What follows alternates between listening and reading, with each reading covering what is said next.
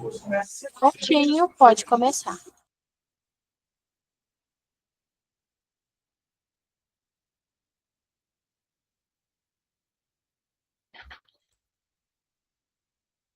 Tá, deu certo.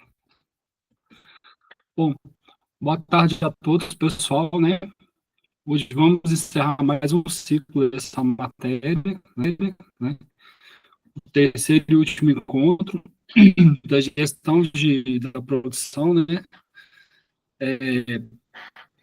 Pessoalmente, é uma matéria que me agrada muito, né? Já que tenho formação nessa área, né? Então, como diz, a gente entende um pouquinho, né? Um pouquinho que a gente entende, a gente tenta compartilhar, né, com vocês e melhorar o nosso dia a dia aí, né?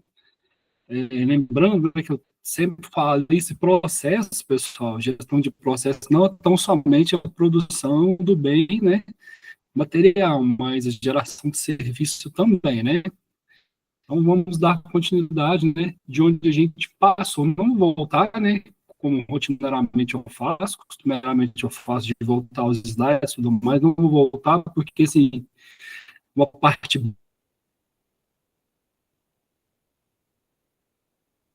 bem grande, na realidade, né, essa parte da apostila, esse final, né, assim, para não ficar muito maçante, né, para não ficar muito grande e cansativo também, né. Mas na aula passada a gente teve noções, né, de cronoanálise, né, que seria a medição do tempo da realização de tarefa, né, e viu a importância disso, né, no dia a dia da produção, né, de eu saber minha demanda real, de ter que entregar, né,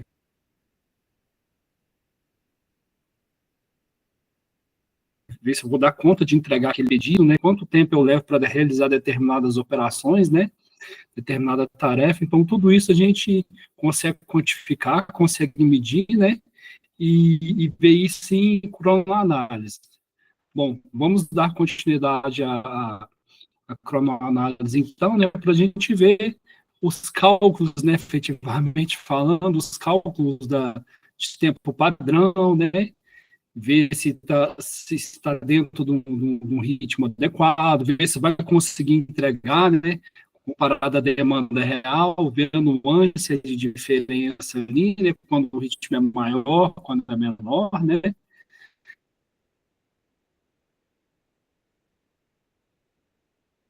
Então, hoje a gente vai continuar com isso, né. Então, vamos ver as noções de cronoanálise, gestão de estoque, a importância de eu ter um estoque bem feito, né, da flutuabilidade do estoque ali, né, dos tipos de estoque dentro de vários, né, tipos de estoque que eu tenho, quando o estoque é de sazonalidade, né, quando eu espero aquela demanda, quando eu tenho a previsão da demanda futura, né, que eu tenho que guardar um pouquinho mais, né, lembrando que tudo que está no estoque, pessoal, tem um custo, né? Tem que pensar nisso, tem um custo de estar parado ali, né? Ali naquele produto ali tem minha mão de obra que eu tenho que pagar, tem meu aluguel, né? Então, tá tudo ali incorrido no estoque, né?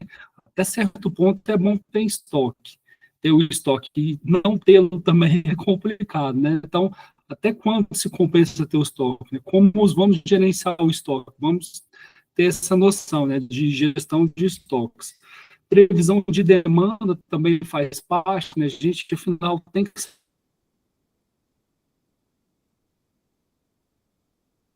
saber quanto é que a gente vai vender, né, como vamos entregar aquele produto, né, qual que é a nossa experiência, né, nosso know-how, né, com aquele tipo de cliente, né, até onde a gente é forte, né, falando na fatia do mercado ali, das vendas, né? Então, qual a nossa previsão de venda? Né? Quem que vai ajudar a compor nossas previsões de vendas ali? Os vendedores ajuda, de suma importância. Então, vamos ver isso também. Tipos de organizações. Qual é o tipo da minha organização? Minha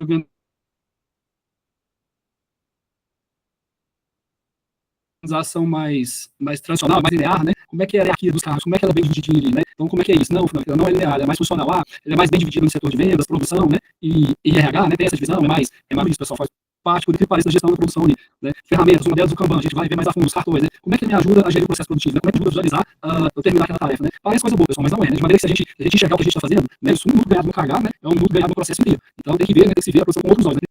Qualquer dúvida me chama aí que a gente para e repete novamente. A nossa demo, né? E tem uma maneira de saber como é que está o desenvolvimento da nossa atividade. Então vamos cálculo de tempo padrão. As medições dos tempos, né? Avaliação do ritmo do operador observado, e a definição da tolerância aplicável às atividades em análise. Então, vamos seguir um passo a passo. Olha o passo a passo aqui. Ó. Então, de maneira que eu tenho a medição do tempo observado, eu tenho um ritmo e ele é dado em porcentagem, né? Com que se faz com que se desenrola o processo, com que se faz a atividade, e a gente tem a tolerância também aplicável a isso, né? Dentro do cálculo. Então, vamos para algumas definições. Ó. Medição de tempo. Inicialmente, coleta as medições de tempo relevantes para operação em estudo. Cálculo de tempo observado, TO. Utiliza as medições coletadas para calcular o tempo observado da operação. Avaliação do ritmo do operador, né? Avalia o ritmo do operador durante a execução da operação. Né? Traz aqui para a gente. É crucial para entender, né? E compreender o trabalhador, né? Como ele realiza a tarefa.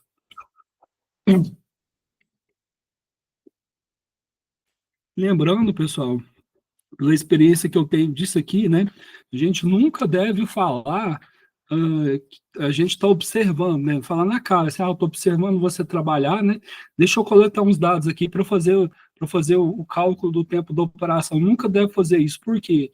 Porque tem muito, se mascara muito o resultado, né? O colaborador que vê, né? Que se vê que está sendo anotado alguma coisa ali, né? Que está vendo que está trabalhando com aquilo ali, ele tende a acelerar o processo, né? Tende a, como diz, meter o pau no que ele está fazendo ali. Isso vai mascarar o resultado final. O resultado vai dar diferente. Por quê? Ele trabalhou mais rápido, ele não trabalhou dentro do normal de se trabalhar, né? Ele não trabalhou dentro do que ele sabe fazer, do ritmo normal que pede ao processo, a operação ali. Ah, Franklin, mas então não devo falar? Não deve falar, não, né? Você deve anotar, né? Fazer a sua análise ali, mas sem dar mais detalhes ali. Não deixe ele perceber que você está fazendo isso, porque a tendência é ele, né, mostrar o serviço, né, ele fazer um negócio mais rápido, então vai mascarar a seu resultado final. Ah, Frank, mas dá uma diferença de um operador para outro? Dá, pessoal, né, principalmente se você pega um rapaz uma pessoa, né, um colaborador mais iniciante, vamos falar assim, daquela função, e pega um mais já treinado, que já faz aquilo ali já há algum tempo, dá diferença, tem uma flutuabilidade sim, né, então, qual que seria o certo? Eu pegar pegar um colaborador que já está treinado, né, que já faz aquele tipo de tarefa continuamente ali, né? Então, aquilo ali vai traduzir para a gente uma medição, um cálculo mais exato, né, mais aproximado do que seria real, né? Para a gente entregar, né, para a gente satisfazer a nossa demanda. Avaliação do ritmo do operador observado. Avalia o ritmo do operador durante a execução da operação. Definição de tolerância, estabelece tolerâncias que serão aplicadas a atividades em estudo. Essas tolerâncias indicarão a variação aceitável de tempo. Né? Então, vamos lá. Bom, a apostila traz aqui para a gente, né, algumas medições, ó, dos tempos de ciclo, né, que o ideal que a apostila fala, a gente falou na aula passada aqui, que é de a gente tomar um espaço ali amostral, a gente analisar os tempos de ciclo de 10 a 20 intervalos, né, então, ou seja, de 10 a 20 ciclos ali. E esses elementos, pessoal, seriam as operações executadas, né, pensa numa operação qualquer aí, eu vou encher o carrinho, né, com a pá ali, carrinho de mão, levar até uma fornalha qualquer e jogar areia, por exemplo, né? Uma atividade qualquer aí, pessoal, dentre as N atividades que tem por aí, de fabricação, de produção, enfim. Então eu vou fazer isso, né? Sei lá, 10 vezes eu vou fazer essa medição, né? Então, a gente tem tempos de ciclos tomados aqui, né? O tempo médio, 10 ciclos, e os elementos, né? Que seriam nossos processos produtivos. 5 processos aqui no caso, né? A gente tem aqui o somatório desses 5 ciclos, né? E no final a gente tem uma média entre eles. Então, vamos ver isso aí. Então, a média, no caso aqui, ó, o tempo observado da operação é de 2,76 minutos. Então, ele traz aqui para a gente, ó, 2,76 minutos para execução de cada ciclo. Entretanto, é imprescindível observar que o resultado não incorpora a análise do ritmo de trabalho do operador e aplicação de tolerâncias. Não incorpora não, pessoal. Isso aqui foi só a extração extração da medição do tempo aqui com a média, né? O cálculo veio a seguir, ó. Suponhamos que o analista tenha atribuído uma avaliação de 95% do ritmo do colaborador, indicando que o desempenho observado ficou ligeiramente aquém do ritmo considerado normal. Essa avaliação de ritmo desempenha um papel crucial na determinação do tempo normal da operação, seguindo a abordagem, pessoal. Então, esse cálculo aqui é padrão, viu? É o que vai variar a flutabilidade aqui, é no que a gente vai analisar. Mas a fórmula, como se diz, né? O esqueleto, o jeitinho é esse aqui, né? De maneira que a gente está procurando o quê? O tempo normal, né? Então, ele está aqui, é igual ao tempo observado que a gente encontrou no slide anterior, né? Com as medições daqueles tempos, 2,76. Isso aqui, para um ritmo que a gente está considerando que ela falou aqui para a gente, 95% de trabalho, né? Dividido por 100. Então, deu um total de 2,66. Isso aqui seria um tempo normal, né? Considerado normal para o ritmo daquela operação. Traz aqui para a gente, ó, nesse cenário, o tempo normal, né, revela-se inferior ao tempo observado, né, essa discrepância é natural. Conforme a gente comentou e falou, pessoal, nenhum operador é igual ao outro, vai ter sempre a discrepância para mais ou para menos, sim, tá bom? Mas tem essa discrepância, sim. Ó.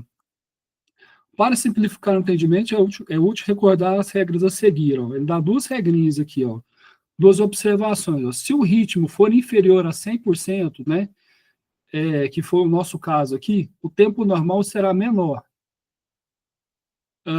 Se o ritmo for superior a 100%, né, o tempo normal, né, será maior. Então, né, só duas observações aqui, pessoal. Tem essa discrepância, sim.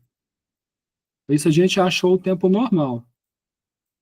Bom, para alcançarmos o tempo padrão, né, isso é tudo pequenos cálculos, pessoal. Assim, é simples o entendimento, né? É só aplicação mesmo. É necessário incorporar as tolerâncias do tempo normal. Ó. Nesse nosso exemplo, suponhamos que a tolerância, né, de 10% seja aplicada à operação, né? Então, ou seja, aqui, ó, então tem o tempo padrão, né, o tempo normal que a gente achou, né, no cálculo anterior, né? Lembrando que tem essa discrepânciazinha, que tem essa diferencinha, né? Vocês podem ver que é muito aproximado, né? Multiplicado, né, por 1 mais o tempo, né, essa tolerância de 10% sobre 100, ou 2,88.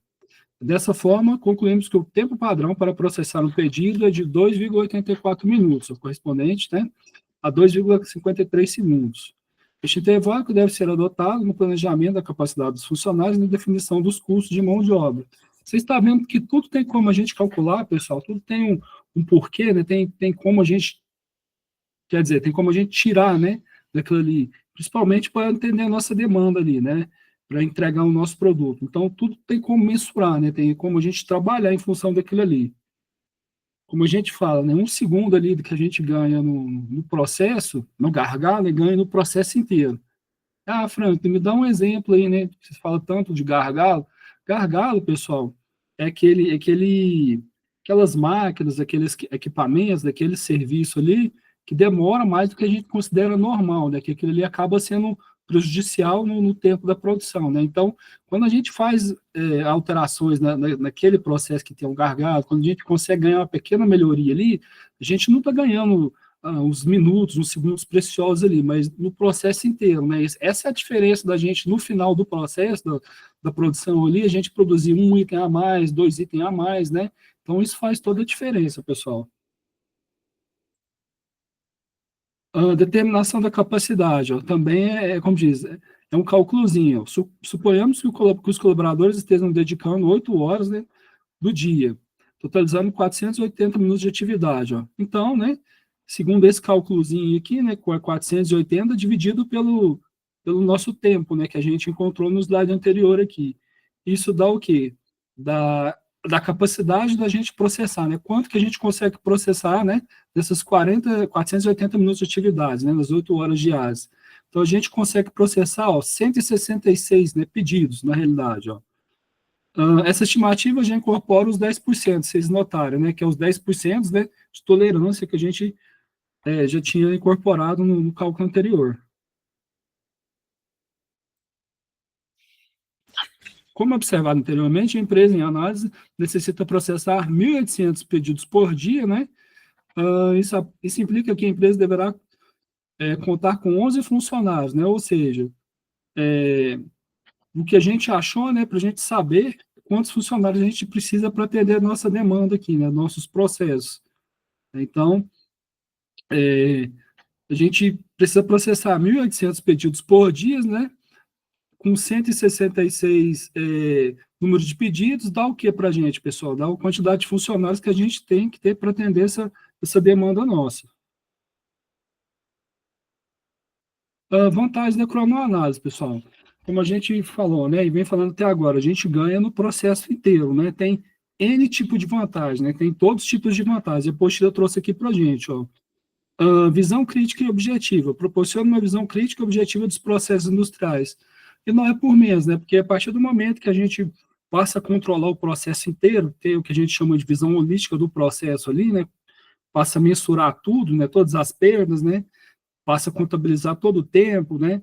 Toda a forma de trabalhar, saber quanto tempo demora para a operação, né? A gente passa, né, enxugar custos, né? A gente passa a enxergar o processo de outra forma, né? A gente passa a direcionar, né, o investimento daquilo ali que, na realidade, está sendo perdido para as outras áreas, né? A gente, para as outras áreas que eu digo assim, para outros tipos de investimentos. Uma máquina melhor, né? Numa propaganda, num marketing melhor, então, né, são ganhos. Favorece ações de melhoria contínua na linha de produção, né, por óbvio. Padrão da produção, estabelece um padrão na linha de produção, facilita a implementação de normas da qualidade reconhecidas mundialmente, como a ISO 9001, que é a da garantia da qualidade, né, o padrão que quem tem a ISO 9001, né, é reconhecido internacionalmente, que segue, né, que segue os padrões da qualidade internacional, vamos falar assim. ISO 14001, né, ambiental, e OHSA, né, que é saúde ocupacional, né, estabelece critérios, né, que segue também a saúde ocupacional em si. Então, os três normas importantes, pessoal. E difíceis de conseguir, viu? Diga-se de passagem. Otimização de recursos humanos, otimiza os recursos humanos na elaboração dos produtos, evita custos excessivos com funcionários, favorece o cumprimento dos prazos juntos aos clientes, né, porque uma vez que a gente tem um domínio do nosso processo ali, né, que a gente atende a nossa demanda, a gente tem um cálculo daquilo, a gente sabe quanto tempo dá para entregar, né, favorece, né, de uma maneira geral, o processo produtivo, né, inclusive o prazo com os clientes, né, que a gente vê, na realidade, no chão de fábrica e mesmo na vida real, é uma eterna briga, né, entre as vendas, vamos falar assim, e a produção, né, muitas vezes as vendas, né, vende alguma coisa que não se dá para se fazer no prazo, né, que não dá para se entregar, né, então a importância também, né, de ter aquilo ali mensurado para mostrar e falar assim, ó, você prometeu entregar tantas quantidades em tantos dias, você sabe quanto tempo demora para fazer isso aqui? Né? Então, é uma maneira de se argumentar, pessoal. Apoio à tomada de decisões, ó, oferece apoio na tomada de decisões, né, investir em máquinas e equipamentos, oferece mesmo, né, tal qual a gente falou dos processos gargalos aí, que a gente, que o dinheiro captado, né, naquele dinheiro captado naquele desperdício, né, a gente pode redirecionar para outros lugares, né? Isso favorece apoio na tomada da decisão, né? Porque a gente, uma vez que a gente tem os gastos estratificados ali, que a gente, né, direciona aquilo ali corretamente, a gente só tem ganhos. A segurança no meio ambiente de trabalho, né, contribui para diminuir os riscos de acidente de trabalho, especialmente importante em ambientes industriais desorganizados. Sem organização a gente não faz nada, pessoal. É complicado. Eu já trabalhei, fiz o estágio na fundição, que eu vi que, assim, ele não tinha noção do desperdício, né, que incorria ali, né, da fabricação do que ele fundia, porque ele não tinha um controle de estoque, né, a realidade era essa, né. Depois da gente sentar e mostrar para ele, a gente fazer os cálculos, você está perdendo isso, né, ele fala, eu sempre trabalhei assim, né, isso aí é cultura da empresa, pessoal. Na empresa maior isso não existe, não. É não tão escancarado assim, né. Planejamento da produção. Permite o melhor planejamento da produção, facilita a adaptação e variação das demandas de produção. Uma vez que a gente atende a demanda, né, e sabe das sazonalidades, tal qual a gente vai falar do estoque, né, sazonal aqui, a gente tem como planejar melhor, né, e direcionar melhor até o estoque, né, para aquele período ali. Então, tem uma série de ganhos, né, tem uma série de facilidades. Uma delas é a produção. Gestão de estoque, pessoal. Próximo assunto que a gente vai falar. Ó. Ao fim desta aula, você deve apresentar as seguintes habilidades: reconhecer a influência de estratégias, né? Então, algumas noções, né, de tipos de estoque, né, estratégias, né, que vão ajudar a gente no gerir desses estoques, né? Então, vamos lá. Gestão e controle de estoque. Gestão e controle de estoque são operações cruciais que podem ser comparadas ao papel estratégico de um diretor de operações de uma empresa. Não é por menos, né, pessoal? Vocês lembram que a gente comentou, né, dos 8 desperdícios lá da que o Lean procura combater, né? Lembrando aí o que é o Lean, pessoal? É modelo japonês também, né? Traduzindo, é produção enxuta, né? O fazer mais com menos, né? Como a gente diz, tirar leite de pedra. É a gente não gastar muito, né? Produzir, né? Com o mínimo possível, né? Esse é o conceito de Lean, né? A gente produzir o máximo com o mínimo possível. O Lean, pessoal, prega 8 desperdícios, né? Um deles é o estoque, que, assim, é o mais prejudicial, é o mais, né, dentro dos desperdícios do Lean, ele é um dos mais prejudiciais, porque eles escondem, né, os outros desperdícios ali, movimentação desnecessária, o estoque propriamente dito, defeitos, né, e vários outros, né, prejuízos que podem ocorrer de ter um certo, né, volume de estoque sem previsibilidade daquele ali, né, ter um estoque, né, com produto parado, conforme a gente falou. Ali não está só o material parado, ali na produção daquela peça, ali está o que ele, está meu custo do aluguel, está o pagamento do funcionário, né? Está minhas despesas, né? Todos ali incorrentes da produção está parado no estoque, né? E a tendência é o quê? Ir se depreciando ali, né? Então, tem um custo para ter o estoque. Então, tem que ter, de fato, um gerenciamento envolvido nisso aí. Cada decisão representada pelos diferentes tipos de estoque, né, é tomada com precisão. A organização metódica do armazém reflete a eficácia e alocação dos recursos. E reflete mesmo, pessoal. Este processo pode ser comparado a uma apresentação empresarial, onde o inventário periódico desempenha um papel de momento de ajuste fino, né? Em um ambiente de mercado altamente competitivo, essa abordagem eficiente pode ser um diferencial crucial para destacar, né, entre os concorrentes. E pode ser mesmo, pessoal, né? Às vezes está tendo muito desperdício ali, né? Está tendo muito estoque, está tendo muito retrabalho, né? Está se gerando um estoque muito alto ali, né? Não está tendo saída, está tendo todo um custo, né, do dinheiro parado, dinheiro esse que poderia ser investido em outras coisas, né? Poderia ser direcionado para um marketing bem feito, né? Poderia ser direcionado para a compra do equipamento, do material novo, né? Ou seja, são desperdícios, né? São custos aí, né? Que a empresa, muitas das vezes, passa batido, né? Passa despercebido. Alguém chamou, pessoal? Ninguém quer perguntar alguma coisa? Não? Eu mudei os slides aqui, eu vou voltar. Então, é isso. Objetivo da gestão de estoque, ó. Visando a operação empresarial otimizada, né, busca alcançar a máxima disponibilidade de produtos com o menor volume de estoque possível, né? É o que a gente falou, estoque, pessoal, é muito bom, mas também tem o outro lado, é sinônimo de despesa, né? É sinônimo de você ter dinheiro parado ali, sinônimo de custo, né? Eu tenho um estoque ali, mas eu tenho um custo para se manter aquilo ali. Essa busca pela eficiência requer não apenas o planejamento cuidadoso da demanda, mas também uma monitorização, né, constante do inventário, onde a garantia da qualidade no armazenamento assume um papel destacado, né, que pode ocorrer conforme a gente falou dos desperdícios ali, né? De repente eu posso ter um estoque a mais, né? Às vezes, olha o que costuma acontecer, pessoal, né? Eu já presenciei isso no autoelétrico que eu trabalhei. Tinha um estoque, né? Não tinha noção do que se tinha no estoque, né? A peça muitas das vezes ficava estragando por anos ali, né? Acabava se perdendo, né? Ou seja, não tinha aquilo ali no estoque. O dia que ia fazer um balanço e via aquilo ali, né?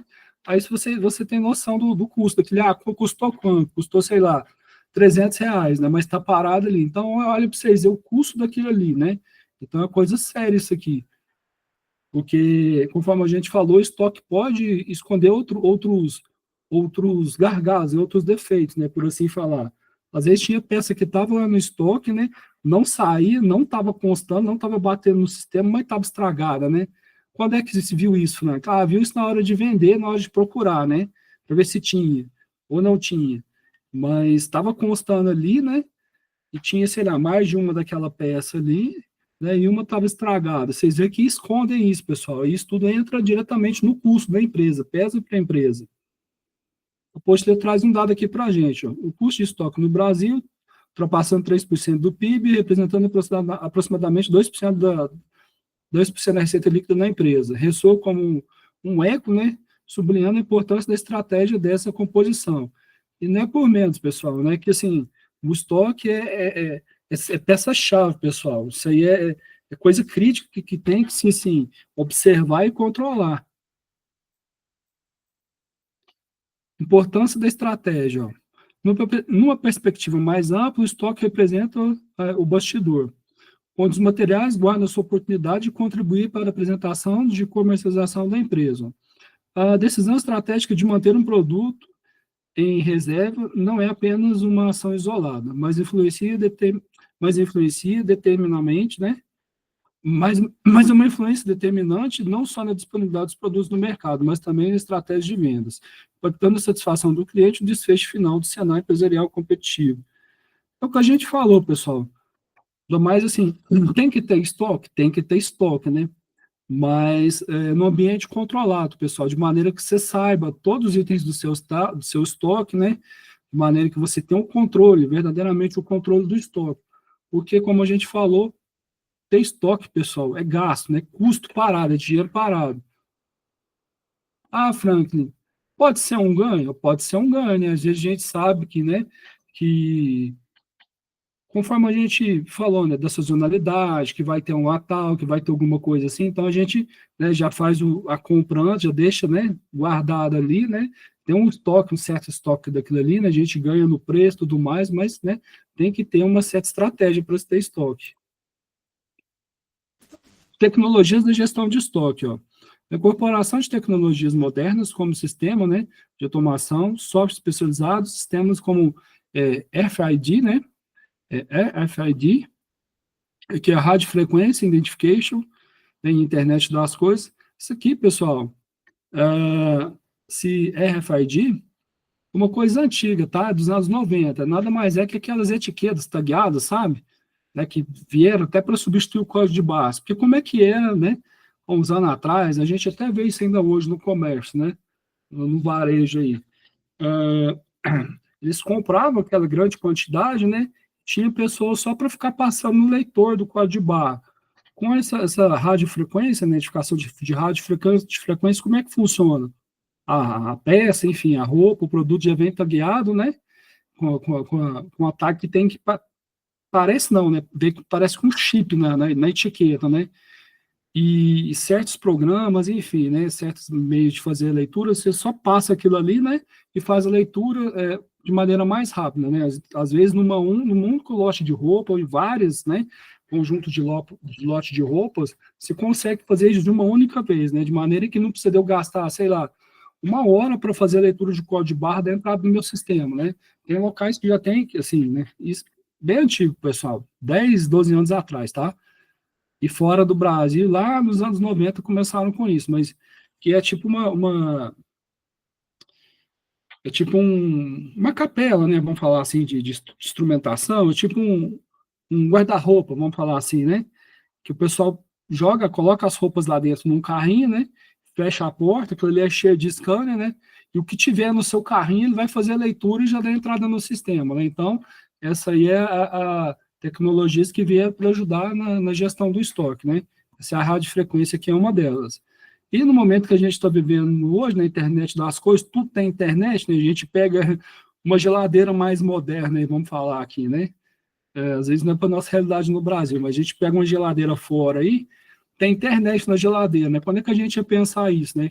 A gente vai, precisa, sei lá, comprar não sei o quê, né? Aí você pega a sua geladeira, né, integrada com algum software para fazer a sua lista de compra, né?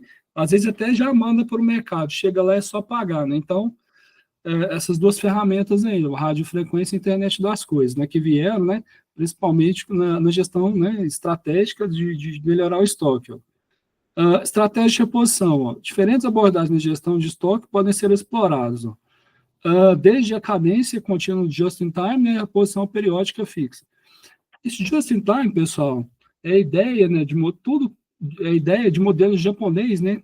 Tudo que a gente vier a falar aqui, né, esses nomes mais diferentes, a gente pode ter ideia e ter noção que é do Japão, né? Vem muita coisa de lá para cá, né? E eles foram assim, um divisor de águas, né, do que a gente conhecia como qualidade, né, e que a gente conhece hoje.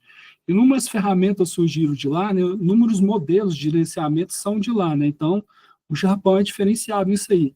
Essa ideia, pessoal, just in time, é a ideia da gente não ter estoque, de maneira que a gente trabalhe com a produção puxada. Ah, Fran, o que é puxado?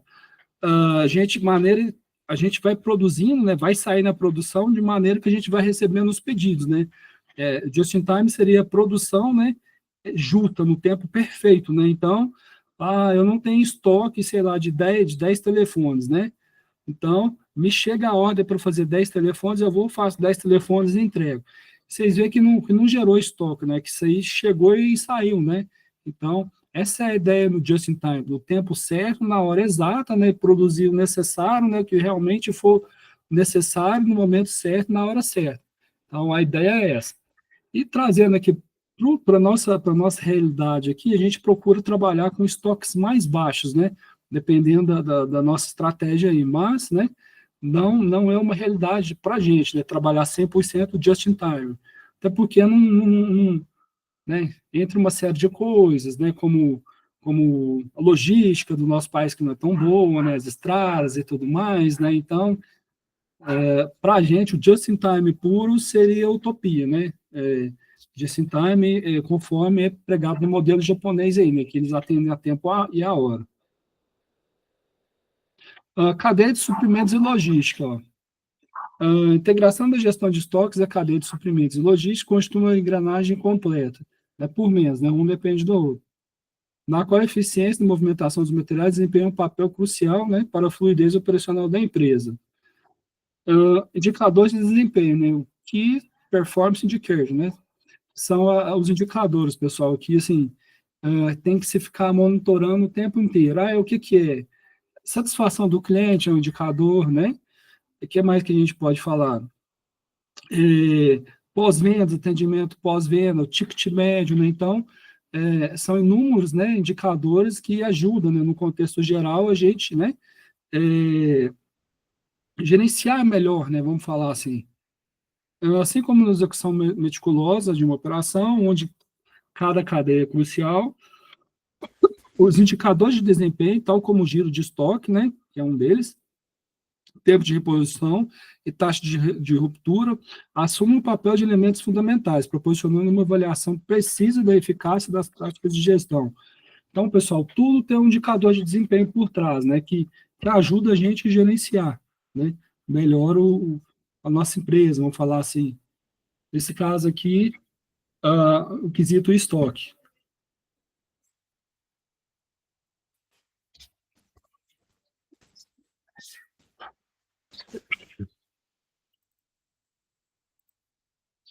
Desafios e tendências, né, atuais em gestão de estoque.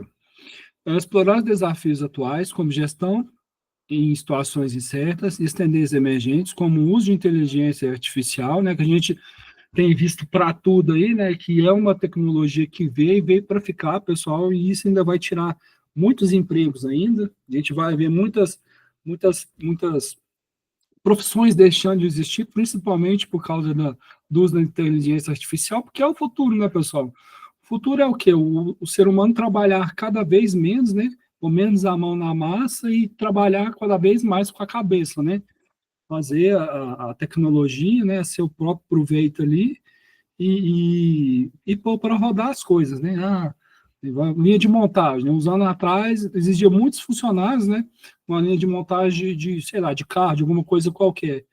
Hoje tem fábricas aí, principalmente no Brasil, que é só robô, né? Você vê a escuridão danada do lado de fora ali, né? Dependendo de onde você está na planta, tudo apagado e só o robô, né? Como diz, metendo um pau lá dentro, só robô trabalhando. Né? Precisa de alguém para fazer o monitoramento e tudo mais, né? Mas no lugar que se gastava ali, sei lá, 50 funcionários, gasta 2, né? Gasta 3, né? Revezando turno ali para olhar o processo. Então, são coisas assim que vieram para ficar, né? E tendência mesmo. Principalmente em gestão de estoque. No entanto, essa exploração constante garante que a gestão de estoque seja sempre atualizada e alinhada com a necessidade, né, do mercado de forma profissional e eficaz. Bom, vamos ver os tipos de estoque. Ó. A eficiência de gestão de estoque é uma peça fundamental para o sucesso de qualquer empreendimento. Neste contexto, compreender os diversos tipos de estoque é crucial para otimizar os processos, minimizar os custos e garantir a satisfação dos clientes. Quem de vocês, pessoal, que já procurou, né, um material qualquer, um produto qualquer e não tinha, né? Ou já passou por isso? O estoque está constando né? Mas não tem. Isso é preocupante, pessoal. Isso é muito sério. Por quê? Perdeu venda, né? Perdeu o cliente. Desde alguma coisa básica que você vai procurar e não tem, né? Nossa, não tem, né? Coisa simples de ter. A gente vê claramente que não teve o controle de estoque, né? Não teve, assim, um software que ajudaria essa gestão, não teve a gestão adequada que deveria ter. Estoque sazonal, estoque de antecipação sazonal, né? Esse tipo de estoque é utilizado quando a empresa prevê uma demanda futura, né? Entrega ou produção de um item. Por exemplo, aqui, né, o Natal e o Halloween, vamos falar assim, que tem certas datas, né, para acontecer, de um certo período de tempo, né, mas já prevê aquela demanda. Franklin, como é que é a previsão dessa demanda futura aí? A gente vai ver mais na frente, sobre previsão de vendas, mas principalmente, pessoal, é com know-how, né, com o histórico de vendas daquele produto, né, para aquela sazonalidade daquele período. No Natal a gente é acostumado a faturar, sei lá, 300 mil, né, todo ano, para mais ou para menos. Então, eu já vou me cercar de um estoque, né, que eu tenho condição de atender a minha demanda de 300 mil, né, para faturar 300 mil, ou se eu quero aumentar, enfim, né, e principalmente o know-how, o conhecimento, o estudo daquele estoque que a gente tem daquilo ali vai ajudar, né, a gente a formar e montar o nosso estoque. Normalmente é empregado para lidar com variações relevantes do fornecimento, sendo particularmente ágil em situações sazonais. Além disso, é uma estratégia eficaz para os setores, como alimentício, onde o fornecimento pode ser inconstante. Então, ou seja, estoque sazonal. Estoque consignado. O estoque consignado é mantido por terceiros, como distribuidores e clientes, mediante acordo. Importante destacar que, apesar de estar sob a guarda dos terceiros, a propriedade dos itens permanece com o fabricante do produto. Então, é uma boa também, pessoal. Por quê? Você não gera espaço, né? Seu estoque está em outro lugar. É bom e ruim, né? Tudo tem suas vantagens e desvantagens também. Mas, pelo menos, né, o seu espaço ali não vai ser ocupado pelo estoque. Estoque de contingência. Serve como uma garantia para cobrir situações extraordinárias de falhas, operações ou nos sistemas da empresa, oferecendo uma rede de segurança em momentos críticos. Estoque inativo. São itens que se encontram ultrapassados e não tiveram saída nos últimos períodos. Determinação do tempo de inventário depende da gestão do estoque e da área de atuação da empresa. Franklin, por quanto tempo eu devo guardar? Não sei. Né? Depende do seu know-how, né? Do seu conhecimento, da sua gestão de estoque, principalmente. Né? Como é que é a sua sazonalidade aí, em determinados períodos? Né? Como é que é seu gerir do estoque? Que tipo de previsão de vendas você tem? Então, depende de N fatores disso aí, né? Para ter o estoque inativo. Mas saibam que é dinheiro parado, né? Essas caixas aqui, só um exemplo, tá, pessoal? Para a gente abordar sobre o assunto. Ó. Então, tudo que está ali tem um custo para estar ali, né? Tem um custo da mercadoria se depreciando ali. Então, né, saibam que ter estoque, né, é custo. Estoque máximo. Refere-se à quantidade máxima de produtos a serem armazenados por um período pré-estabelecido, antes de realizar novos pedidos. Ó. Essa estratégia pode gerar economia na compra, permitindo a negociação de descontos para grandes volumes. Então, para tudo, pessoal, né, tem um porquê e um para que da gente ter o estoque. Né? Da mesma maneira que a gente tem um estoque máximo, a gente também, por outro lado, tem um estoque mínimo. Né? Em muitos lugares não se atentam a esse estoque mínimo, esperam a mercadoria acabar ou quase acabar para fazer o pedido, né? Então, não contam com o prazo de entrega do fornecedor, né? Atualidades, né? Não contam com o preço. O que é o correto, Frank? Cada empresa é uma, cada local é um local, mas o que é o correto? Tem uma quantidade mínima ali, né? O sistema baixou, sei lá, para 3 itens, né? Então, 3 itens já peço, né? Já peço a nova mercadoria, enfim, né? Já, já, já vamos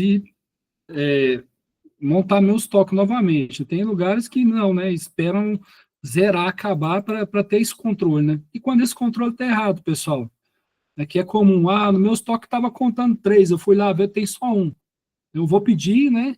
Mais o tempo de chegada, né? Mais alguma eventualidade, né? Mas como é que está essa procura? Como é que é a previsão de vendas? Sai muito?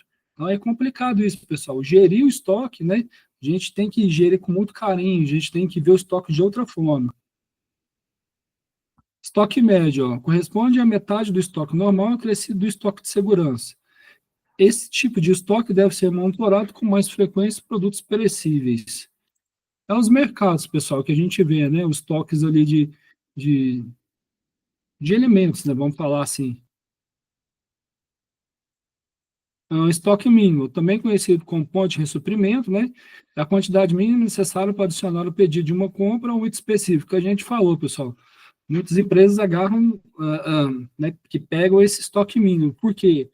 Não conta com o tempo de pedido ali, né, de ressuprimento, e muitas das vezes não tem um controle ideal do estoque, né? Consta no sistema, o famoso consta, né? Consta no sistema 5 itens lá, você vai ver tem 2, ou não tem nenhum, né? Então, isso é complicado. Estoque de proteção visa compensar demandas inesperadas e atraso no fornecimento, assegurando a continuidade das operações durante o período de incerteza. Estoque regulador utilizado em empresas com múltiplas filiais, né? Em estoques mantidos por uma filial para atender as necessidades das demais. Isso aqui é mais comum, pessoal, atacadistas da vida aí, né? Que tem várias filiais, né? Vamos falar assim. Então, fazem uso do estoque regulador. Na empresa que operam com vários produtos ou múltiplos estágios de produção, o estoque de ciclo é planejado para atender as demandas de cada produto no momento certo. A gente vê, né, a gente está vendo agora que tem N tipos de estoque, pessoal.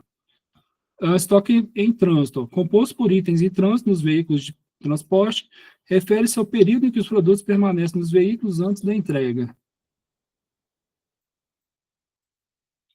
Dropship, que é muito comum, né, nos tempos de hoje, pessoal, com a internet, né, das coisas aí, né, com essa de venda do marketplace, e-commerce, da gente ter a nossa lojinha virtual, né, do entregar mais rápido, que é o quê?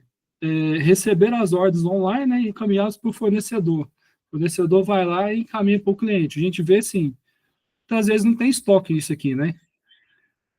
Franklin, como é que se ganha? Essa diferença aqui, ó, a diferença do produto divulgado, né, com o custo do fornecedor, assim que o empresário, vamos falar assim, né, que tem esse tipo de negócio, né, lojas virtuais, mexe com dropship, ganha. A importância do controle de estoque. Ó. O setor do estoque desempenha um papel crucial no funcionamento, né, eficiente da empresa.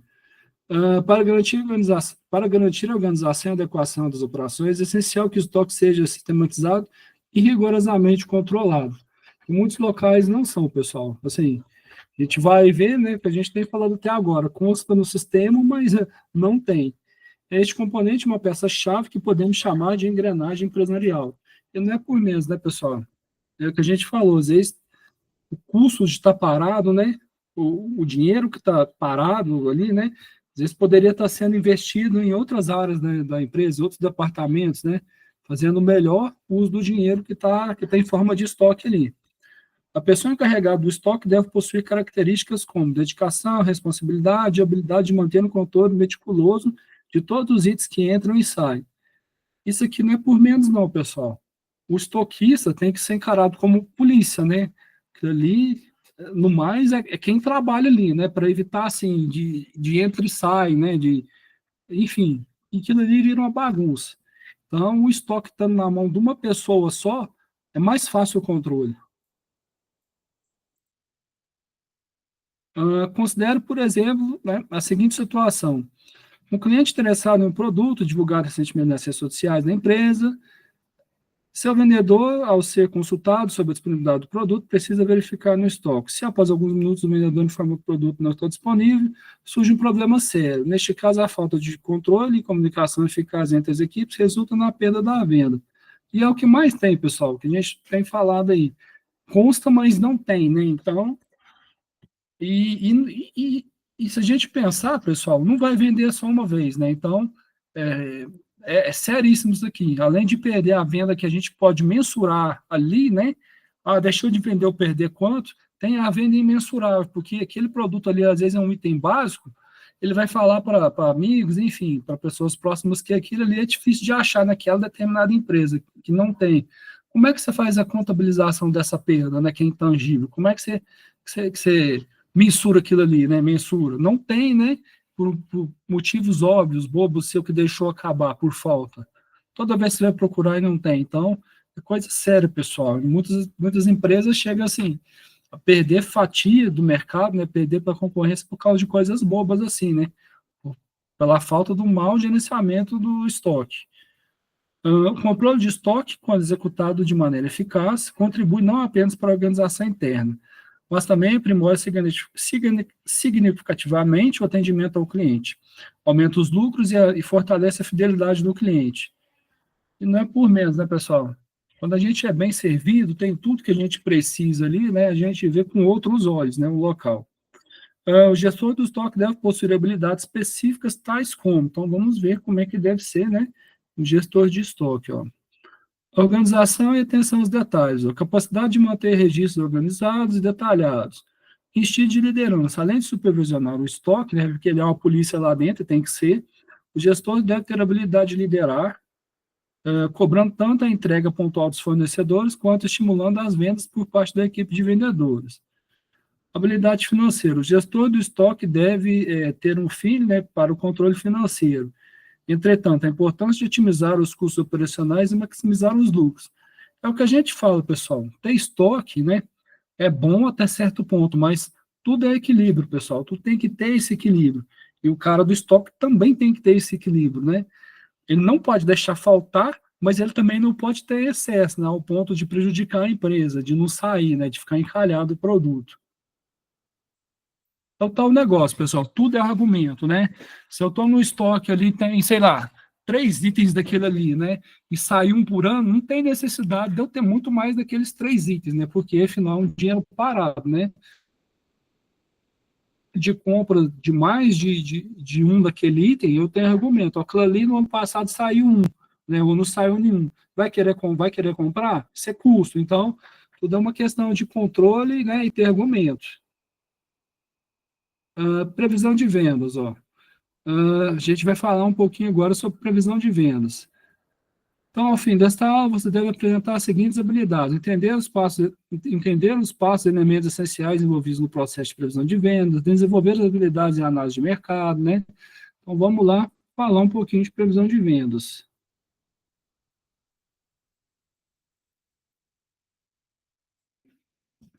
Previsão de vendas é uma ferramenta essencial para o sucesso das empresas, permitindo projeções realistas e auxiliando no planejamento estratégico.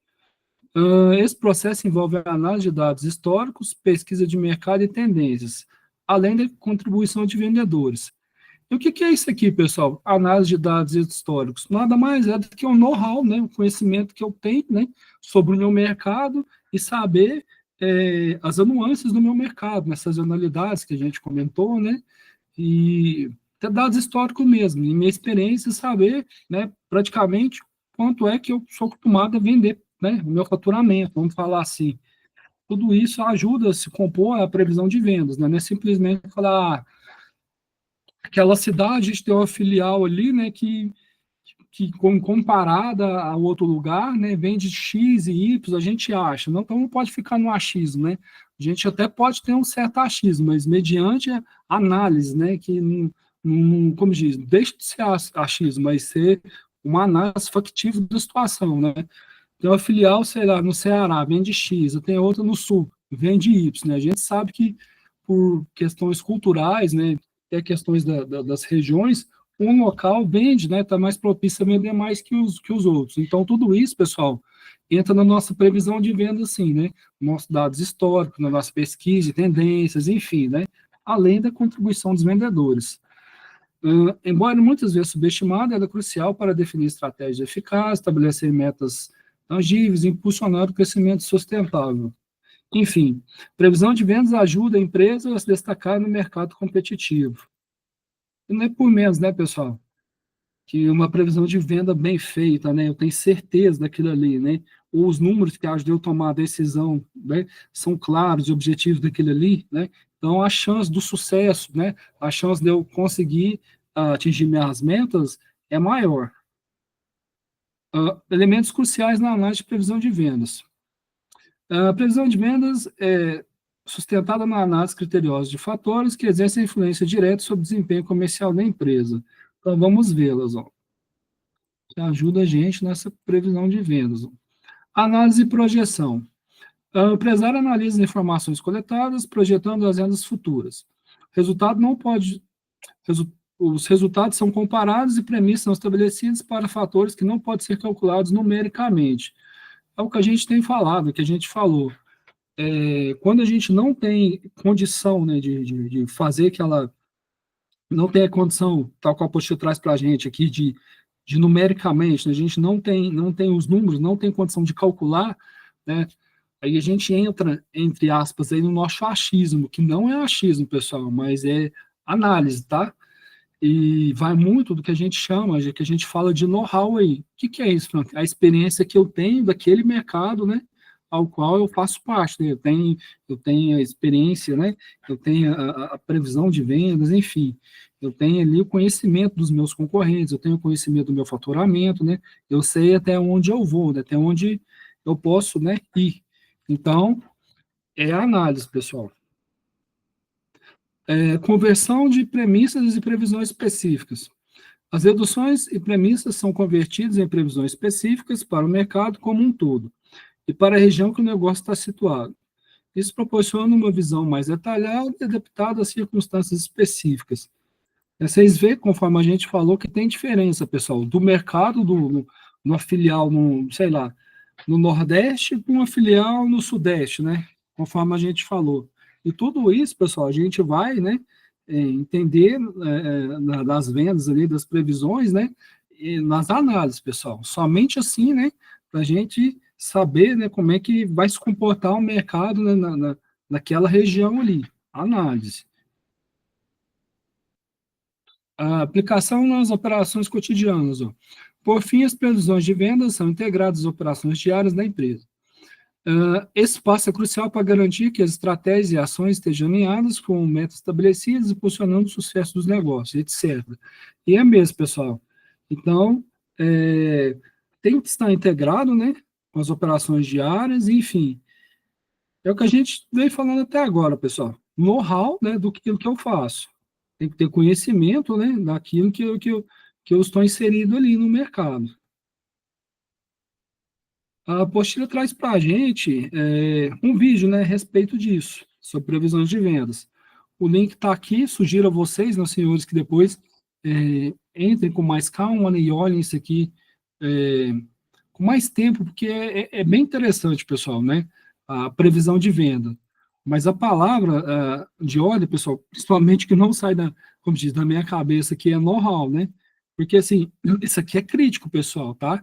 Isso aqui é motivo de muita briga ali entre o PCP, né? Programação e Controle da Produção que a gente viu, e as vendas. Por quê? Quem que deve fazer previsão de vendas, pessoal? Não é o PCP, não. O PCP, né, só produz mediante as ordens que chegam para ele.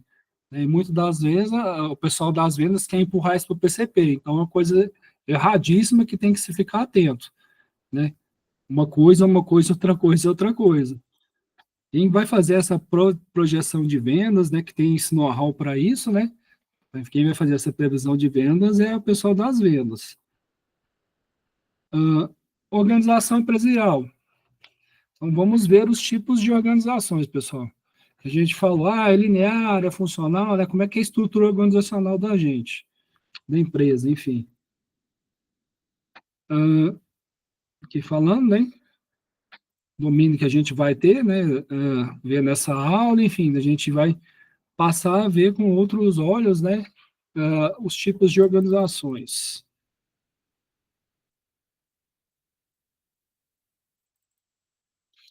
Entendendo o coração da empresa. A organização empresarial é mais do que uma simples entidade legal.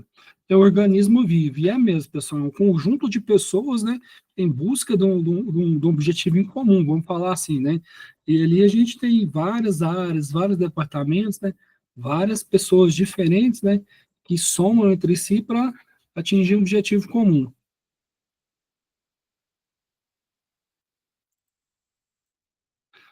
Analisando e aprimorando a rotina empresarial. Ó. A gestão empresarial tem a nobre missão, né, de examinar todos os aspectos da rotina da empresa, desde decisões mais simples até as estratégias mais complexas. O objetivo primordial é entender e aprimorar todos os processos envolvidos no funcionamento da empresa.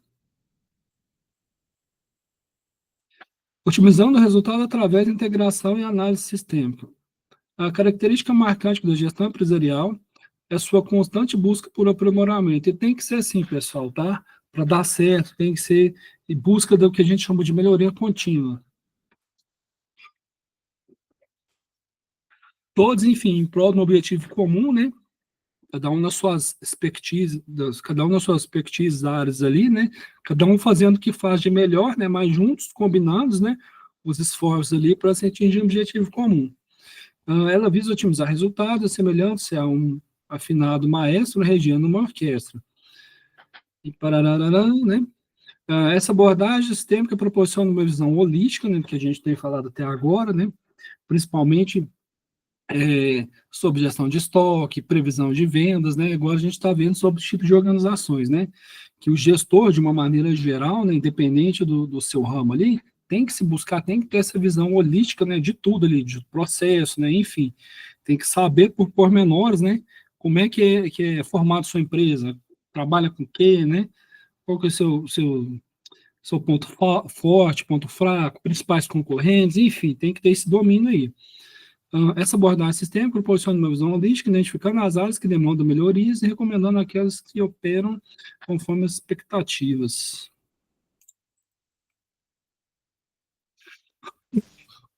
Tipos de organização empresarial. Cada empresa é um, que é a mesma, né?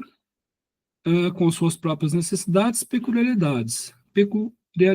Peculiaridades. Nossa, rolei agora para falar essa palavra. Mas é o que a gente falou, né? Até a mesma empresa, né, tem diferenças regionais, vamos falar assim, que a gente colocou aí, filial num lugar, filial outro, né? Por quê, pessoal? Cada lugar é um lugar com seus costumes, né? Com sua organização, com sua cultura organizacional, enfim, cada empresa, né? Até ser na mesma empresa, né? Às vezes os processos são iguais, mas as pessoas são diferentes. Diante dessa diversidade, não existe um modelo único da organização empresarial que seja universalmente aplicável a todas. E não é mesmo, pessoal. Cada lugar é um lugar, cada história é uma história. Então, vamos ver três distintas aqui agora. Ó.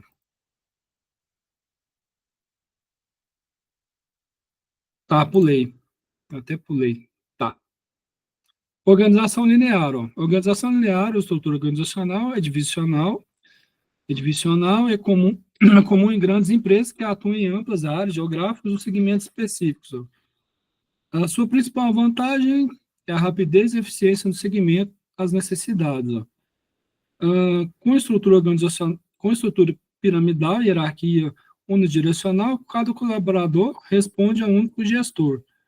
Este modelo também pode ser aplicado em pequena escala. É os tipos de organizações, pessoal. Aqui a gente vai ver a linear, ele é mais conservadora, vamos falar assim, né? E para tudo tem seu lado bom e lado ruim. Ah, Franco, lado ruim. Lado ruim que muitas das vezes, nesse tipo de modelo organizacional, sobrecarrega o gestor, vamos falar assim, né? É um dos lados negativos disso aí. Aqui, ó. As vantagens e desvantagens. As vantagens. Fácil implementação devido à clareza dos cargos. Decisões mais ágeis, concentradas em um número menor de pessoas. É o tal negócio, né? Isso vale muito para empresas menores, né? Médios e menores ali. Não passa na mão de de tanta gente, né? Até empresas familiares também, pega muito esse caso aqui também, esse tipo de organização. Mas não passa na mão de muita gente, né? Para provar uma coisa, né? Para provar um orçamento, enfim, de maneira que é mais fácil. Por outro lado, tem sua desvantagem também.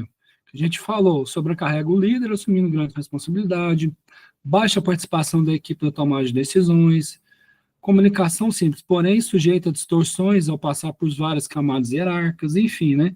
A gente vê que é uma empresa mais conservadora, vamos falar assim, né? A gente pode falar assim, mas mais nessa estrutura, mais nessa pegada mais tradicional. Organização funcional. Desta, desta, Destaca a especialização, né, dividindo a empresa em setores como marketing, vendas e produção. É mais departamentalizado, vamos falar assim, mais dividido. Diferente do linear, os colaboradores podem ser reportados vários gestores. Esse modelo é ideal para pequenas e médias empresas, permitindo aproveitamento do conhecimento específico de cada um. Tudo, pessoal, tem seu lado bom e lado ruim. Franklin, qual que é o lado ruim de reportar os vários gestores? Pode ter muita dualidade de ordens, né? Falar, faça isso, faça aquilo, né? Os gestores, por outro lado, não sabem muito bem até onde eles, né? Até onde eles são responsáveis, até onde não são responsáveis, vamos falar assim, né? Pode que se meio se confundir e um acabar entrando na seara do outro, né? No trabalho do outro. Também tem isso. Desafios, né? Dificuldades de integração entre setores independentes, coordenação e comunicação podem ser prejudicados pelos limites organizacionais que a gente falou agora, né? Aproveitamento ao talento do conhecimento especializado em cada área, flexibilidade para adaptar ambientes mais estáveis, enfim. Tudo, né? Como a gente falou, tem seu lado bom e lado ruim, né? Nesse caso aqui, os desafios. Superando os desafios para maximizar as vantagens. Um desafio notável deste modelo é a dificuldade de integração entre setores independentes. A independência na tomada de decisões pode resultar em falta de coordenação e comunicação eficaz, enfim. Os colaboradores podem se tornar excessivamente focados em suas áreas específicas, perdendo a visão global do negócio, dificultando o alinhamento dos objetivos estratégicos da empresa. É o que a gente falou, pessoal. Às vezes, quando a empresa, a estrutura, o modelo é muito funcional, né? Então, lá tem esse dinamismo, né, de poder se reportar a vários gestores. Por esse outro lado, devido à especialização ali dos seus vários cargos, enfim, das suas várias expertises dentro da empresa, pode acabar dificultando isso aí, ó, no alinhamento, né, do objetivo estratégico ali, ou seja, perde-se um pouco, né, do objetivo comum que todos que têm que participar, enfim, para atingir esse objetivo em comum. Então, perde-se um pouco disso, né? E o colaborador também não tem, que a gente falou, né? A gente tem falado até agora, visão holística, né? Visão global do negócio da empresa. Então, eu fico ali no meu mundinho, né? Eu faço isso, né? Faço aquilo, mas ao mesmo tempo, né? Eu não tenho essa visão, né? Que precisa ter. Para superar esses desafios, medidas devem ser implementadas para melhorar a coordenação, comunicação e promover uma visão mais abrangente. E é isso. Um outro estilo também, é o Lean Staff, é o apoio. Organização surge uma fusão entre os dois, pessoal, entre linear e funcional, eliminando possíveis desvantagens, potencializando as características possíveis, né? Potencializando as características positivas de ambas as abordagens, né? Ou seja, é um meio termo, vamos falar assim, né? Que seria essa linha apoio aqui, a linha staff. Nesse cenário, os diferentes setores da empresa desempenham funções tanto de linha, né, relacionadas às decisões da empresa, quanto de staff, ligados a assessorias e aconselhamento. Características adivinhas da organização staff. Organização de linha, ligada à execução das tarefas, organização staff, responsável por prestar assessoria e serviços especializados. Este modelo, né, a hierarquia coexiste harmoniosamente, né, com os setores especializados. Essa combinação eficiente permite uma integração fluida entre os setores de diversas áreas. Bom, para tudo, pessoal, tem seus benefícios, né? Benefícios, combinação hierárquica especializada, utilização eficiente de conhecimento, enfim, desafios, possibilidade de confusão entre as funções de gestores, potencial para conflitos, acúmulos de funções, né? É o que a gente viu nos dois aí, principalmente que a gente viu no funcional, principalmente. Conflitos e acúmulos de funções devem ser cuidadosamente avaliados e abordados para garantir o pleno aproveitamento dos benefícios. Enfim, é isso. Sistemas de produção, pessoal. O último do nosso tópico aqui. Então, vamos falar um pouquinho do just-in-time. É um sistema de produção. Funciona como um time coordenado, onde itens, né, pessoas e processos colaboram para criar um produto ou serviço. A visão sistêmica é essencial para a sua evolução, permitindo ajustes contínuos para atender melhor o mercado. Esse sistema é composto por diversos elementos interdependentes, como pessoas, equipamentos e processos, cuja eficiência depende da interação entre eles. Uma gestão eficaz requer uma visão holística, né, que a gente tem falado até agora, uma visão global do todo. Isso vale para tudo, pessoal. Diversificando estratégias, tipos de sistemas de produção. Então, vamos explorar algum deles. Produção contínua. Caracteriza por uma sequência contínua, um fluxo lógico que segue uma linha racional. Imagina uma linha de montagem onde cada etapa contribui para a criação de um produto de maneira contínua. Isso é comum, pessoal. A gente está vendo agora as definições, né, dos tipos de processo, né, de produção. Então, dependendo do meu processo, eu tenho um ou tenho outro. Às vezes, posso ter os dois também, tá bom? Aqui a produção intermitente. Aqui a produção é sob medida, sob demanda. Feita por encomenda, né, que a gente chama de puxado, isso aí, mais voltado para um link, que a gente vai ver. É uma abordagem mais flexível, adequada para produtos personalizados ou com demanda variável. Este sistema permite ajustes rápidos de produção para atender as necessidades específicas dos clientes. Produção para grandes projetos, ó. Ideal para projetos únicos de alto custo, né, geralmente personalizados. Esse sistema é aplicado quando a produção está centrada em um projeto específico que demanda recursos significativos. Pode ser encontrado em setores como construção civil, engenharia e indústria. Isso é uma escala maior, tá, pessoal? Assim, que envolve muito dinheiro, vamos falar assim. Cada tipo de sistema de produção se encaixa melhor em diferentes contextos empresariais. É crucial para atender as características de cada um.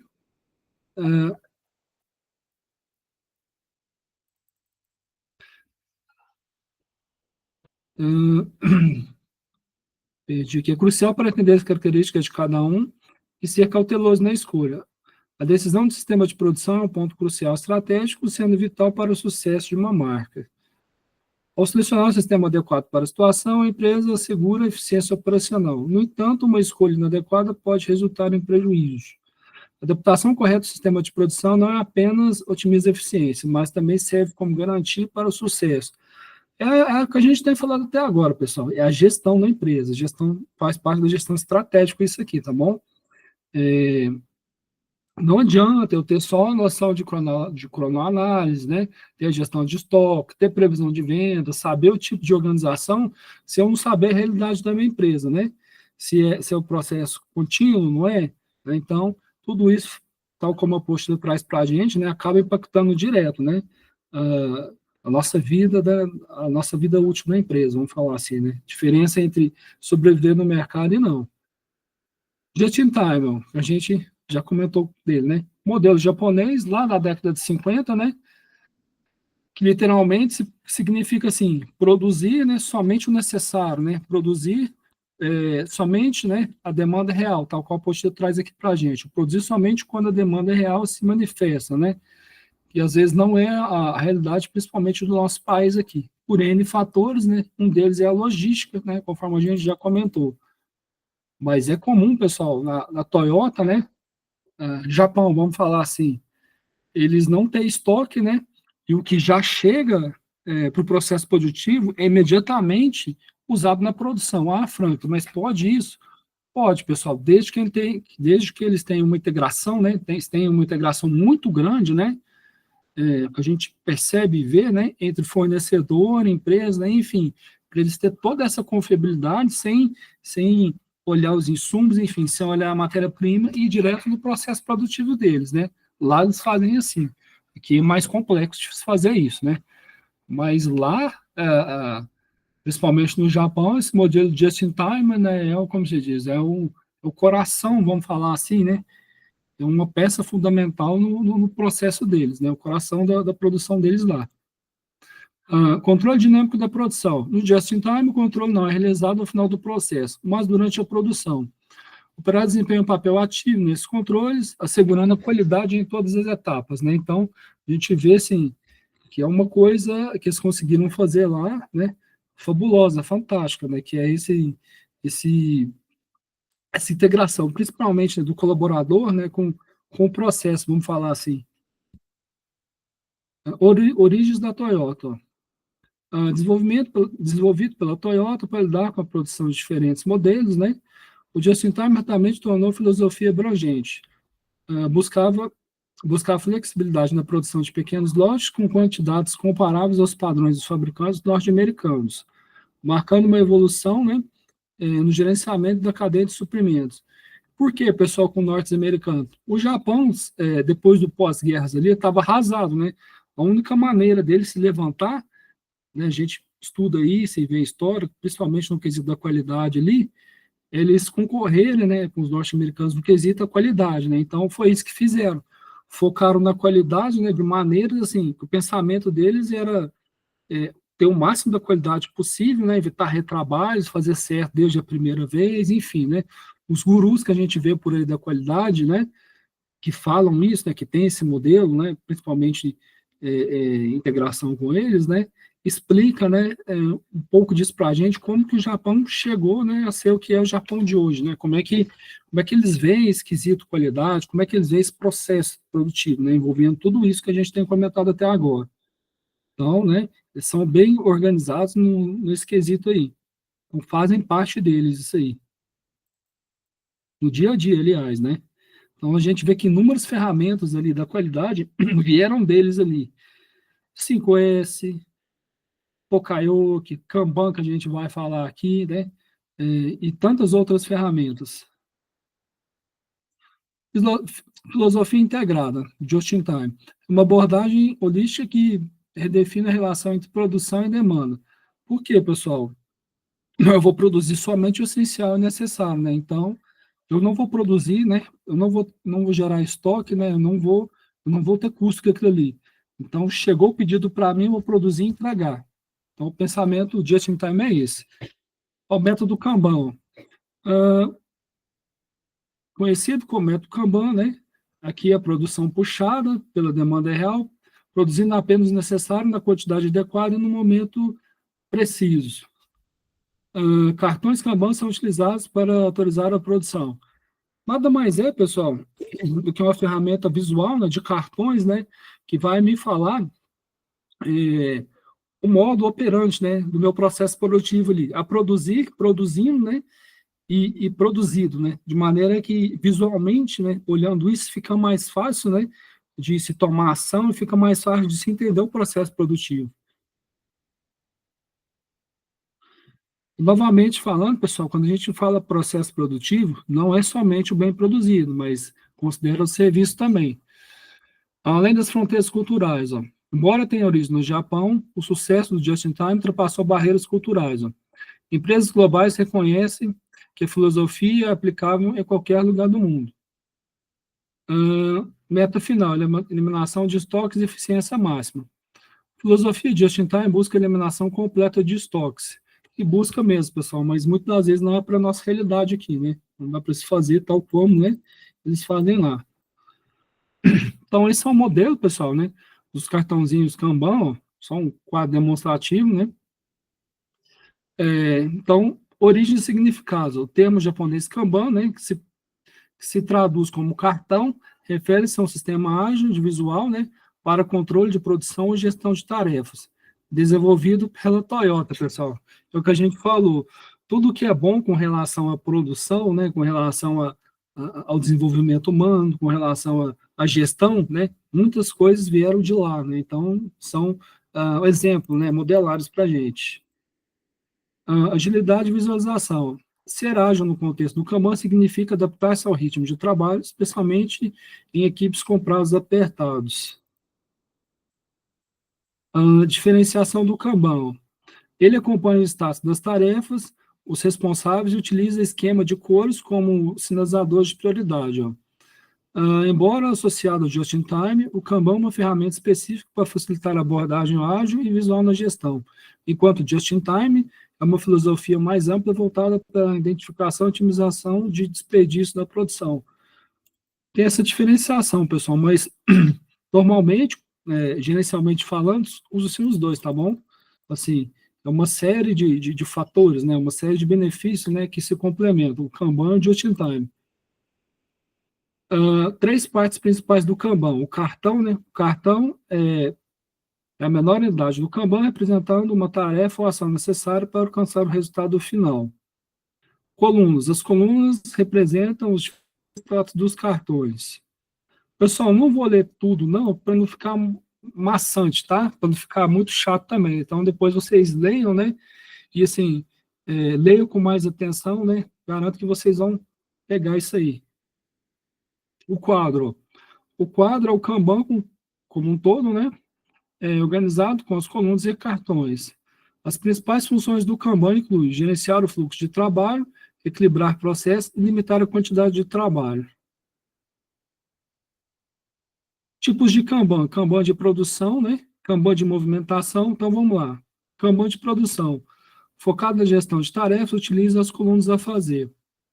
Kanban de movimentação, utilizando na indústria, controla entradas e saídas de estoque, equilibrando a produção com volumes de produtos disponíveis.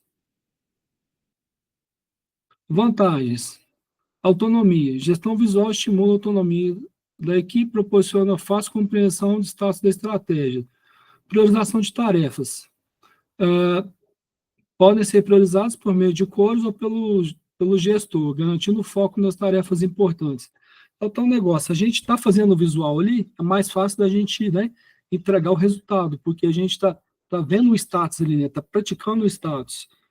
Aumenta a produtividade. A priorização resulta em aumento da produtividade, pois a equipe tem clareza sobre as entregas necessárias e seus prazos. Redução de custos, o Kanban facilita o gerenciamento do tempo dedicado a cada tarefa, permitindo identificar e solucionar problemas de produtividade de forma eficiente. Colaboração, centraliza o trabalho da equipe, promovendo a colaboração. Todos têm acesso ao quadro, que estimula a empatia e melhora o clima organizacional. Aqui, pessoal, um exemplo, né, do Kanban na prática é um quadro com um monte de post-it, vamos falar assim, né, em que a gente tem ali basicamente 3 estágios. Para fazer, fazendo e feito, né? De maneira que a gente tem um controle visual disso aí, fica muito mais fácil de se trabalhar, né? De se ver o status. Qualquer um interagindo e vendo aquilo ali, né? Trabalha-se fácil. Esse outro, pessoal, parece ser na concessionária, né? Na oficina de carros, né? De maneira assim, que a gente tem o domínio do quadro ali, né? Pensa num mecânico, né? Tem dúvida se um carro foi entregado ou não, se está fazendo ou não, né? Eu já trabalhei em oficina de carro também, principalmente na posição de consultor técnico, de maneira que muitas vezes eu tinha que perguntar aos mecânicos se o carro estava pronto ou não, né? Se tivesse isso aqui, né, era muito mais fácil identificar o status do carro ali. Ah, tá fazendo o quê, né? Então, através de uma ferramenta visual dessa, é fácil de se trabalhar. E aqui estão as referências, pessoal, né? Da apostila.